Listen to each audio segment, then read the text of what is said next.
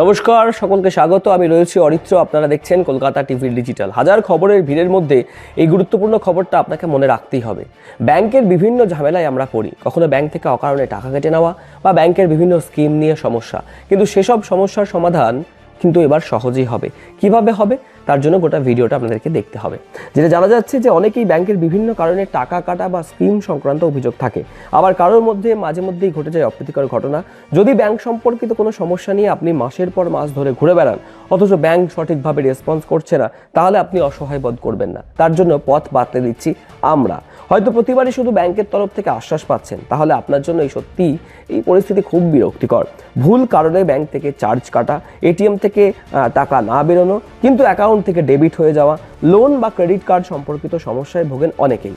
এই পরিস্থিতিতে গ্রাহক প্রথমে ব্যাংকের শাখায় যান, তারপর বিভিন্ন আধিকারিকের সঙ্গে দেখা করতে পারেন, ব্রাঞ্চ ম্যানেজার পর্যন্ত কথাবার্তা হতে পারে। কিন্তু তারপরেও যদি সমস্যার সমাধান না হয়, তাতে হতাশ হবার কোনো কারণ নেই।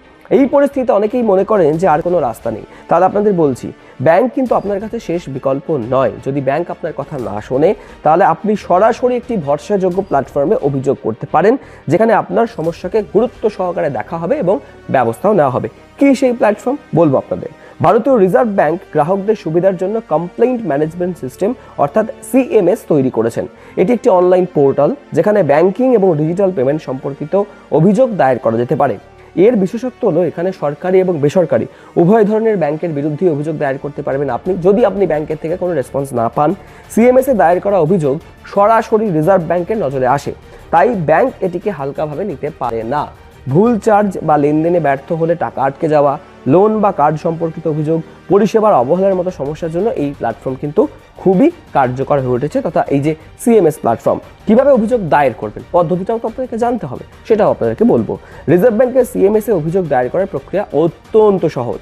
এর জন্য আপনাকে সিএমএস প্রত্যেকটা ছোট হাতে লিখবেন, সিএমএস আরেকবার আপনাদেরকে বলে দেবো সেটা কিভাবে করবেন।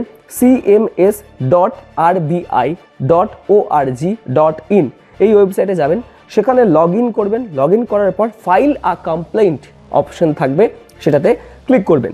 এরপর ক্যাপচা থাকবে, সেই ক্যাপচা কোড পূরণ করবেন এবং আপনার নাম ও মোবাইল নাম্বার দেবেন।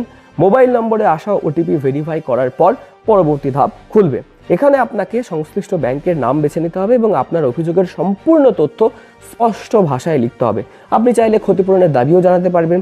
সমস্ত তথ্য পূরণ করার পর রিভিউ একটা অপশন আসবে, অর্থাৎ আপনি দেখে নিতে পারবেন যে আপনি সমস্ত কিছু ঠিকঠাক লিখেছেন কিনা, এবং তারপর সাবমিট অপশনে ক্লিক করে সাবমিট করার সাথে সাথে আপনি আপনার একটি কমপ্লেন নম্বর পেয়ে যাবেন, যা দিয়ে আপনি পরবর্তী ক্ষেত্রে আপনার কমপ্লেনের স্ট্যাটাস কি সেটাকে ট্র্যাক করতে পারবেন।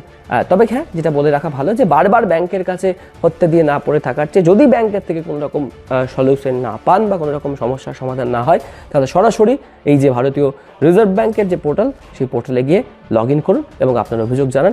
আশা করা যেতেই পারে রিজার্ভ ব্যাংক অফ ইন্ডিয়া তাড়াতাড়ি হয়তো সেই সমস্যার সমাধান করে দেবে।